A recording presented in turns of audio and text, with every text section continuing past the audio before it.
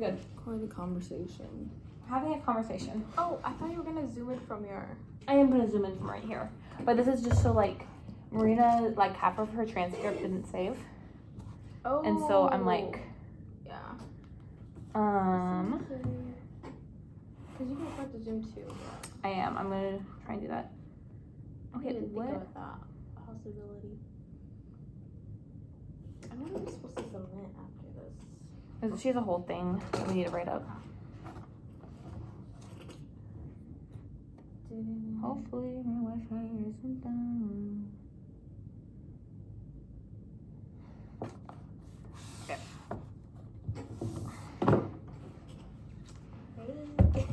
Hey. I'll leave my phone. Oh wait, my phone's being used. Did you want to use it? It's fine. Got most of the questions. Oh.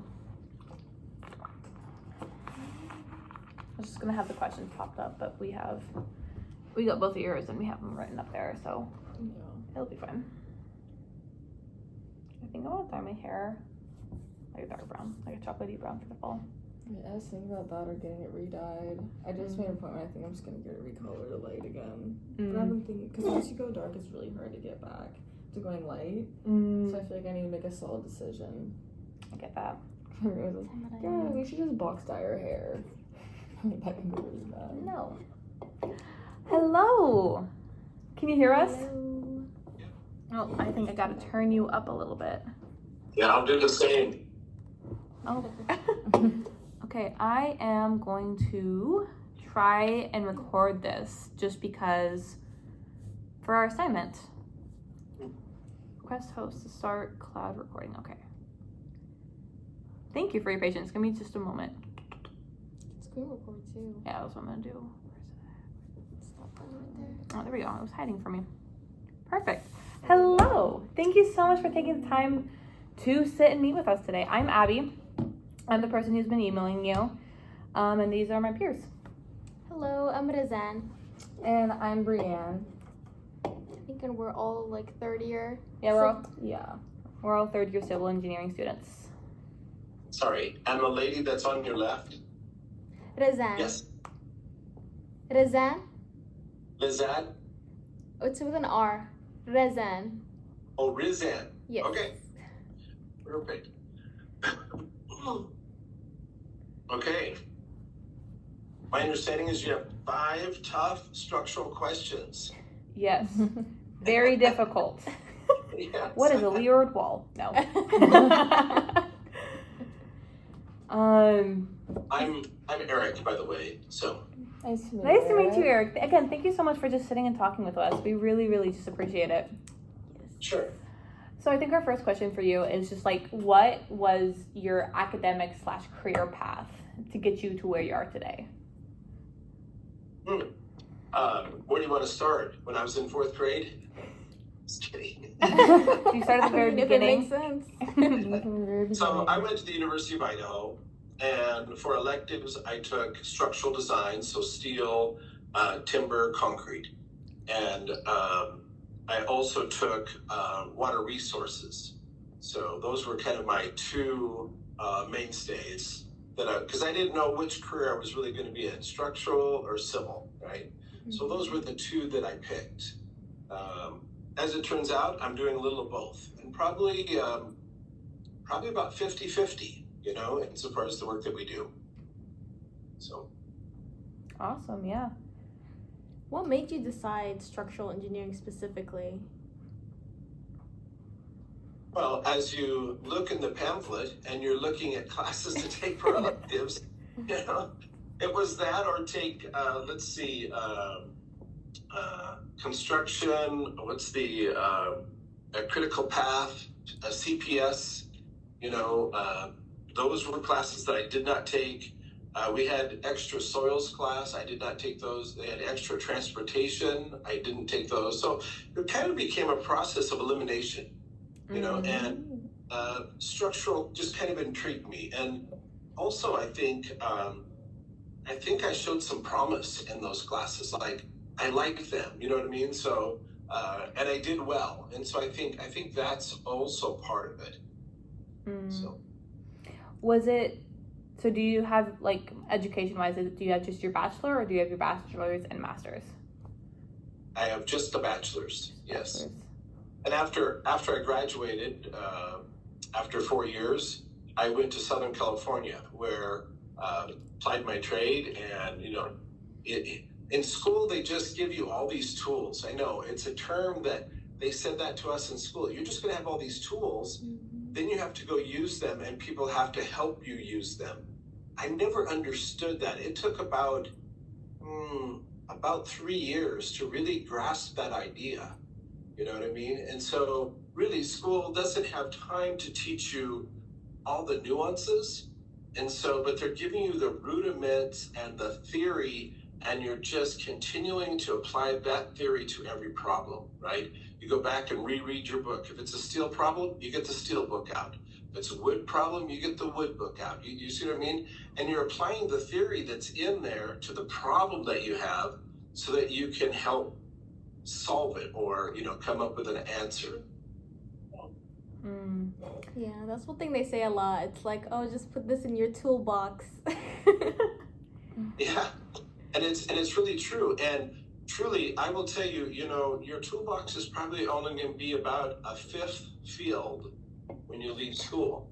I know you're going to, like, 4/5 are going to come after you start applying it, because some of these theories, even though you study them in school, until you have some picture in your brain to attach those equations to, they're running around in there kind of loose, right? The synaptic nerves aren't connected. But once you see a real life problem, once you see the picture and you can apply your equations, suddenly it becomes alive. It becomes part of you. The comprehension deepens, right? So a lot of what you learned in school, do you still use on a regular basis, or are you at the point in your career where it's like you have your 5, 10, 15 equations you use all the time, and that's kind of what you're emphasizing on? Very good question. I thought when I left school, I wouldn't have to do any equations. I thought I would just call up, like, the steel supplier and say, hey, I need a beam that's 30 feet long, and he would just send one over. I knew how to size them, but I would call up the wood guy, hey, we need a wood beam this long, and they would just send one over. It's not that way. And I will tell you, every equation and then some are going to be used.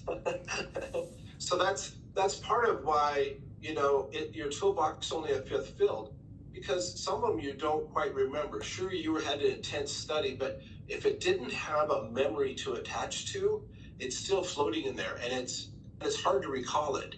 So you have to open up your book and say, okay, what does that mean? You see what I mean? And how does that work? And sorry, I'm just a picture person. Can I go to the board? Now, I can't resizing, but I don't want to make it a mystery. I'm gonna give you some real things to attach to. Okay? But make sure you can see it. Okay? Yeah. Bending stress, right? Bending stress. Okay? And the equation is? Oh, we're tested? Being quizzed right now. Moment divided by section modulus. You see what I mean? And then section modulus is, and I don't have this one memorized. It's either BH squared over 12, but see, that's the kind of thing that, well, how do I find my moment? How do I find my section modulus? If I can't remember this, I got to go look it up. So like you're saying, well, how much of that do you use? Every day. So in structural design, just remember, there's really 3 big equations: shear stress, bending stress, and then deflection. Those are 3 that you just, on anything you do, you have to solve. Okay, so there are some things that just like run true. Now, depending if it's steel or wood, there's different factors. If there's concrete, there's different factors. Why is it steel is only 66%? Why is wood at 90%?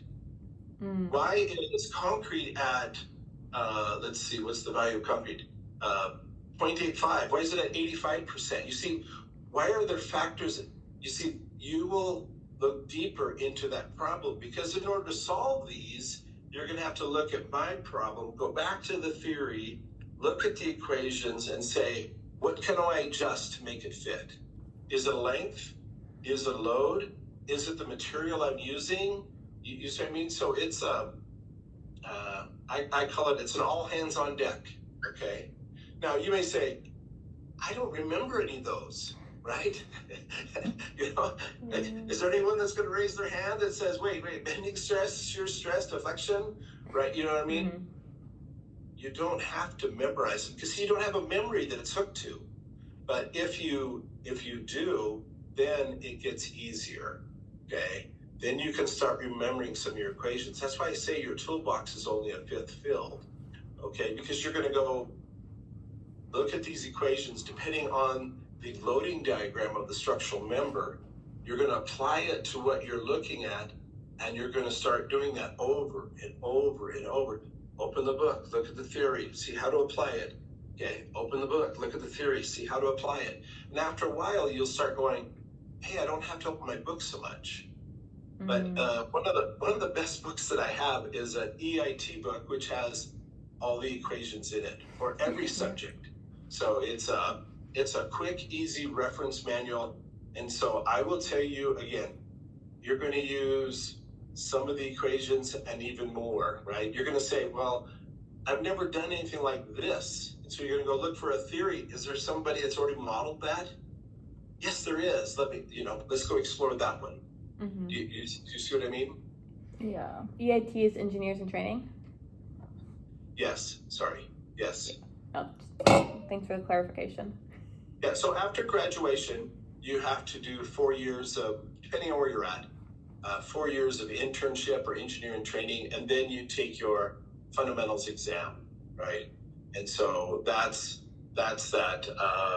all the equations, right? You have to show competence in all these different little fields. So it's I think there's 4 problems in the morning and 4 problems in the afternoon that you have to solve, and I think there's 12 or something problems given. So you can select, like, I want to stay in structures. You can't stay in wood, okay? But you see what I mean? You can find some trends. You may have to do one outside of that, but and so that's why, to keep yourself well-rounded. If I would say anything, I would say, because you never know where you're going to end up, and you'll never know what the problems are that you're going to need to solve. And so it's again, go back to the theory, see how to apply it. Makes sense. Yeah, that's pretty good insight. So after hearing a little about your education, for your actual job, what would you say is one of the hardest aspects of your day-to-day job as a structural engineer? Now, dealing with people, right? True engineers. We don't have. The difference is between an engineer and an accountant. What? An accountant has people skills, and so one of the things that engineers lack is outward expression or outward communication. We're really inward thinkers, and when you're an inward thinker, you kind of look like that person that's watching TV. You know what I mean? Like, you have that blank stare, right?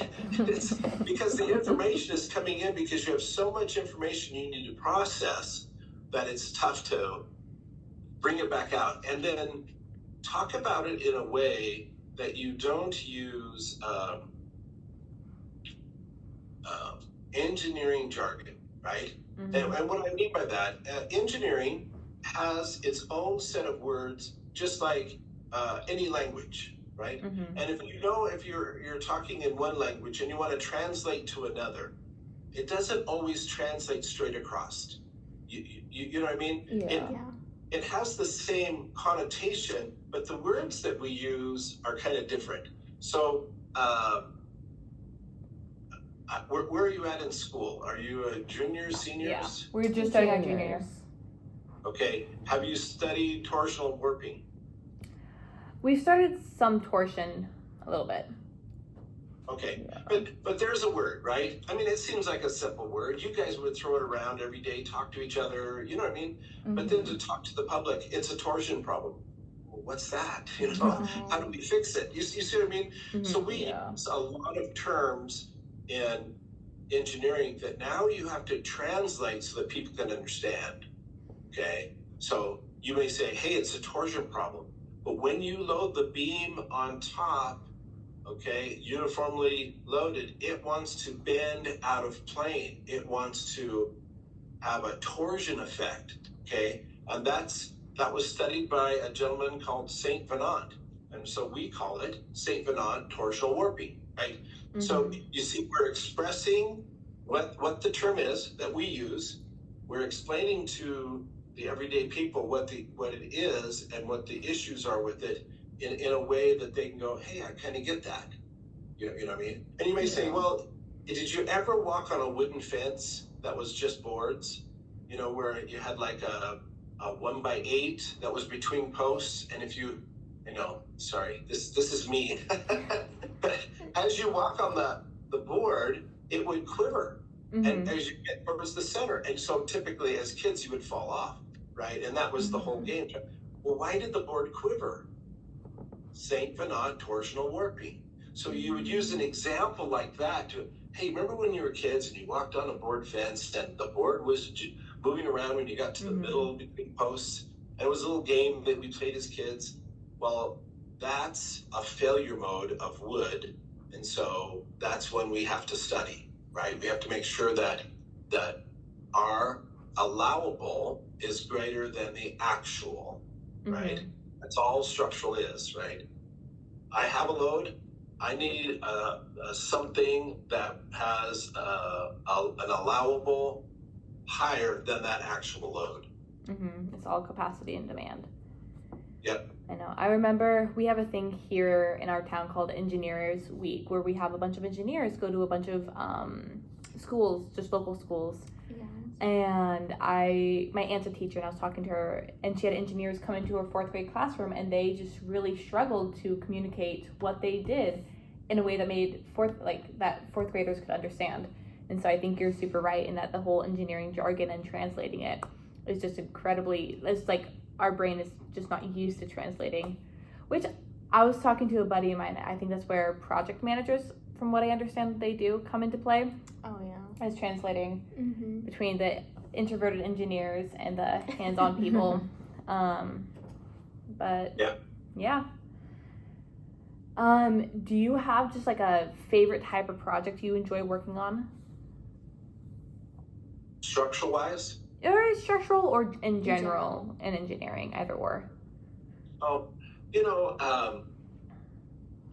really, the ones that you see every day, like if you gave me another retaining wall, I would say let's let someone else do it, But just because after you do hundreds and hundreds and hundreds of them, it doesn't have that excitement anymore. So you're looking for something that tests your knowledge, but doesn't tax your knowledge. You see what I'm saying? It's something that I can accomplish without too much stress or strain, right, on my body, but it's a little bit of a challenge, right? You see what I mean? And that's the wonderful thing, right? Because it's like, hey, this is going to take a little more theory dive in. Let me see what we can do, and then you solve it.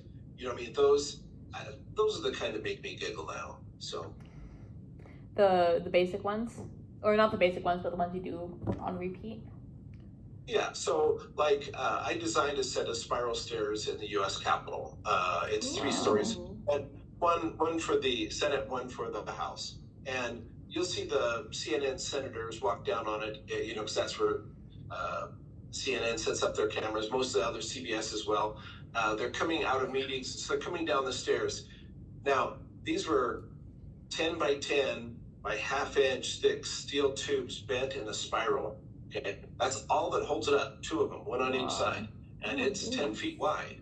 And that, I know you're like, wow, that seems really complex, and it is.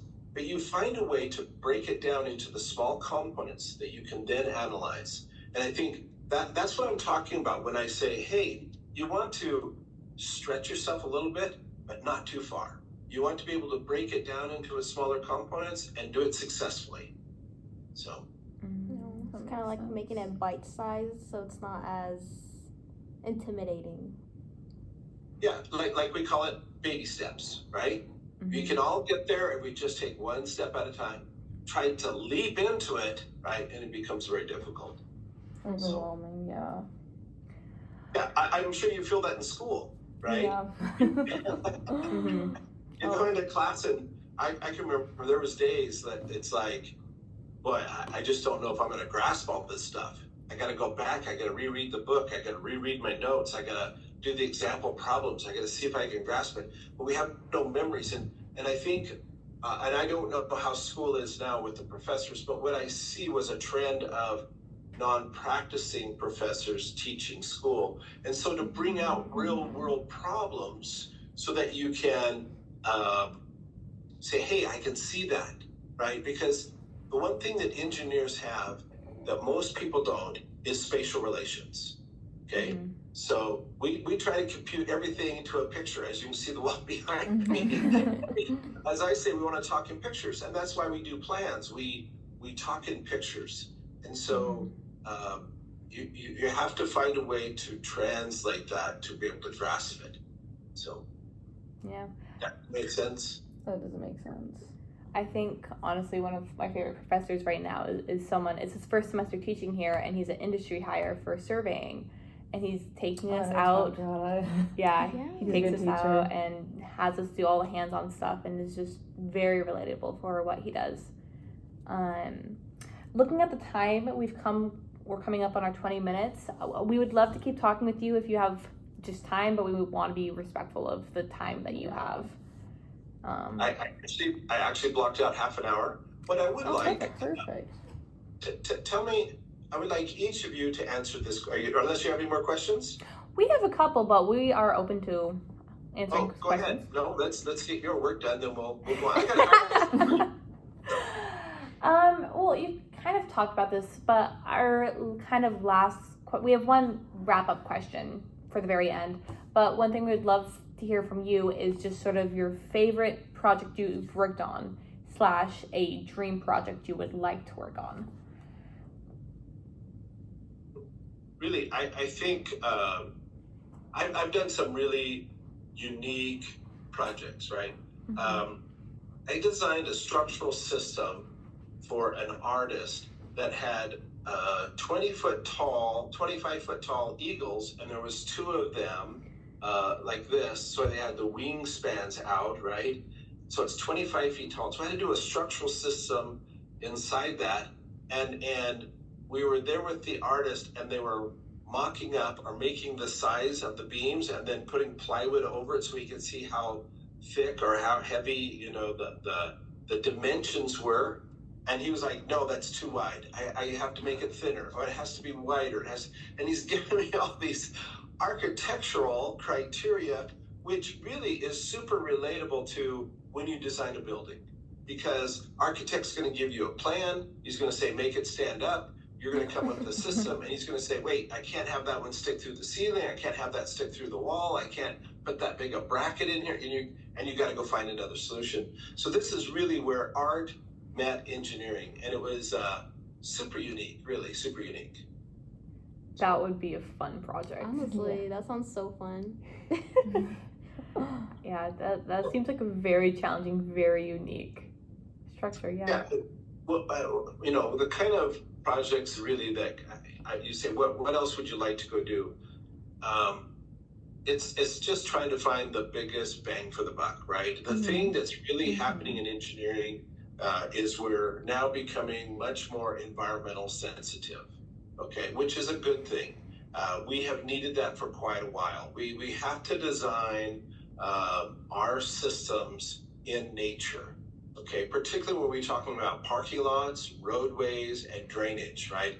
I mean, look at some of the systems that happened in North Carolina, right? Yeah. How would you solve that?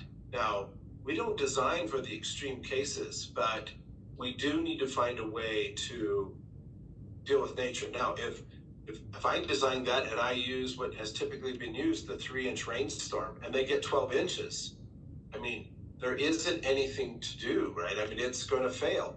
Or maybe we should be thinking, what happens if there is 12 inches? Now, this is a current real world problem that you guys will have to deal with more than me. And I'm not into why it's occurring because there's a myriad of reasons. The fact is, it is occurring. And so we have to design systems that, I mean, we're here to protect the public. And so we always should be thinking that what if? If it doesn't have to be expensive, if the solution can be easily garnered, okay, if it gets lessen people's at risk, but just recognize also a lot of these systems we have in place have been there for 50, 80, 100 years, you know, and so it is, we have to modify existing systems to get them to still be sustainable, because the cost of replacement is just, it's just out of range right now, right? I mean, it's a real issue. And so it's going to put more strain upon engineers to come up with those kind of solutions. I think that'd be really cool, because I know at least one thing I'm passionate about is like retrofitting buildings and making sure they're sustainable and where they work with the environment instead of against it. And I know in like at least abroad, not in the US, like I know in Singapore they're really good at like including greenery in structures and stuff like that. So I think it's really nice that it's kind of transitioning into the US as well. Well, and here's one, you're talking about existing buildings. I do a lot of unreinforced masonry. I helped start the unreinforced masonry program in the city of San Diego. And so I garnered a lot of experience. I applied a lot of theory, you know, so it was a great exercise to go do that. But how do you reinforce an existing masonry building?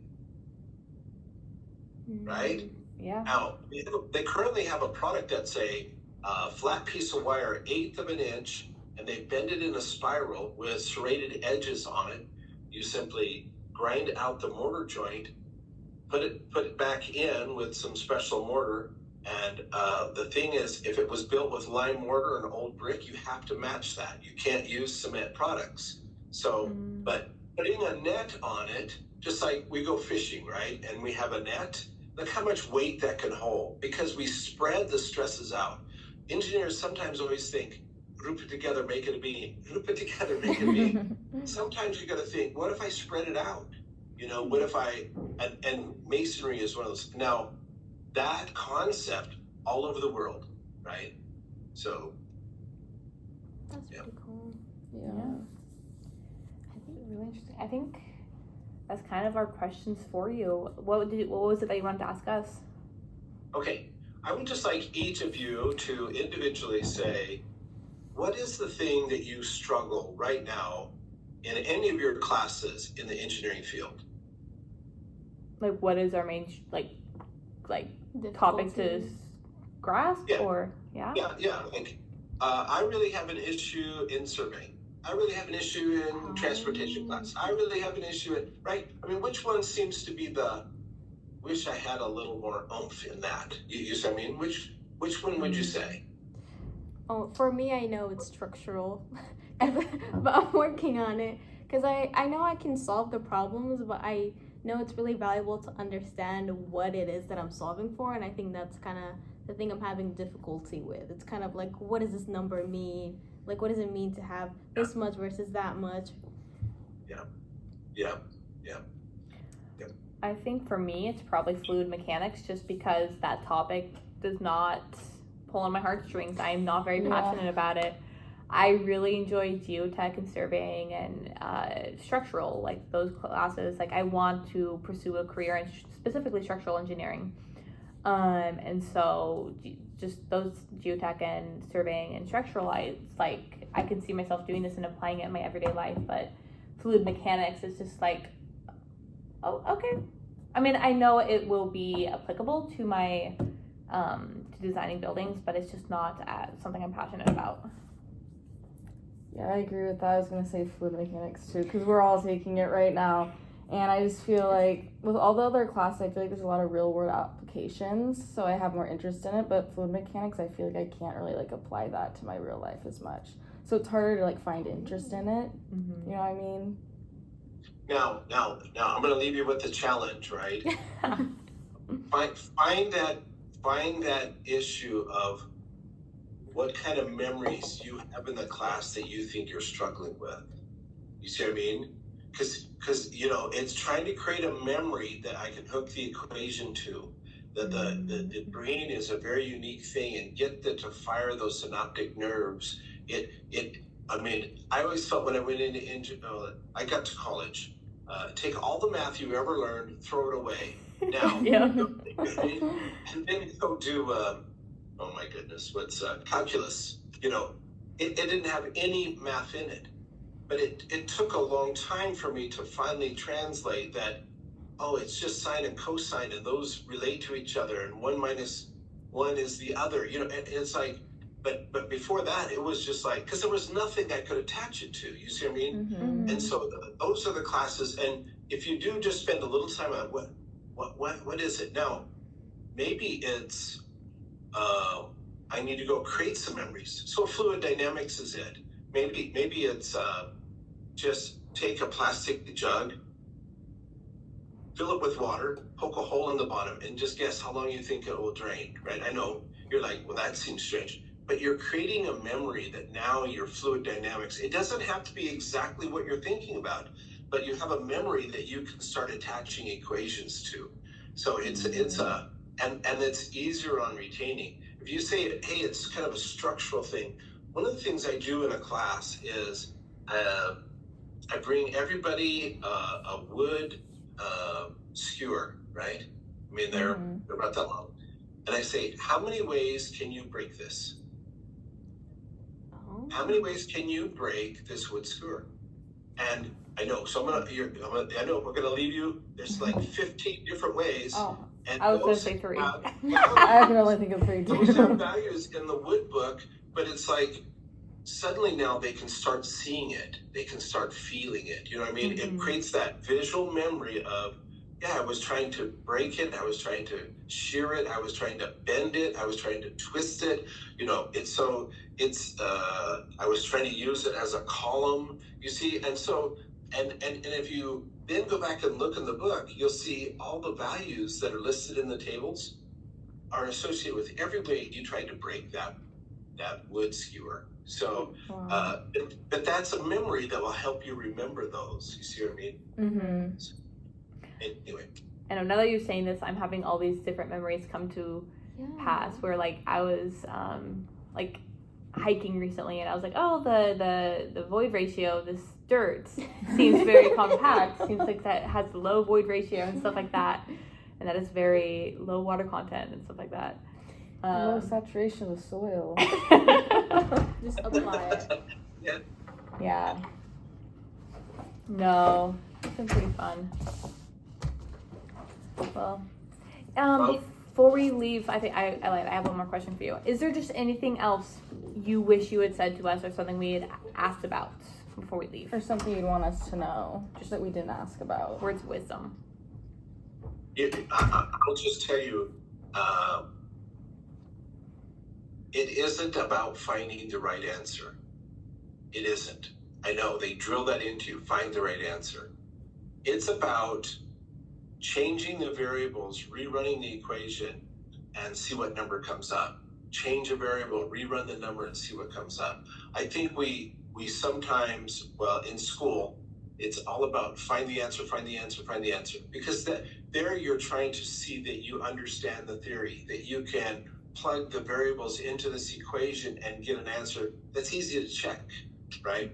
Mm-hmm. But as you get out, it isn't about, like, you might do the equations and you come up with an answer. You may redo them again and you come up with a different answer. You want to do them at least twice so you get the same answer. Now, I know they tell you that in school. Go over your test a second time. And I always said, who does that? I did it. I'm done. Yeah.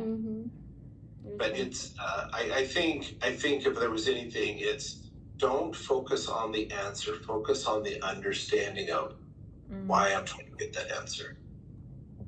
And don't be afraid to ask the professor, give me a real life situation where I would use this, because that will help you grasp it. I mean, challenge them. They're right there. They're teaching you. Even though they're giving you the equations, give me a real life situation where we use that, because you'll go, oh, now I see it.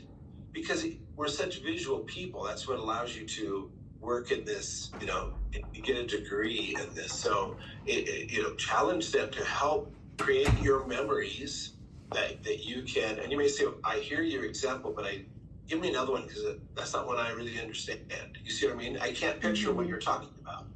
You see what I mean? So challenge them to, and it doesn't matter what class it's in. I don't care if you're in soils or transportation or, when would we ever really use that? And tell me, what's the situation we would apply that in? You see what I mean? And they're going to go, never thought of it that way, So. Yeah. Well, Eric, thank you so very much for your time. We really just appreciate you coming and sitting down with us for a bit. Yeah, thank you so much. Thank you so much. This was so insightful. Yeah. Just Well, keep struggling, keep trying, you'll get there. Thank you. 2 years. Encouraging. Okay. All See right. you. Bye-bye. Bye. How long was that? That was 30 minutes. Perfect. And I got the screen recording. Amen. And let me go kill that. Yeah.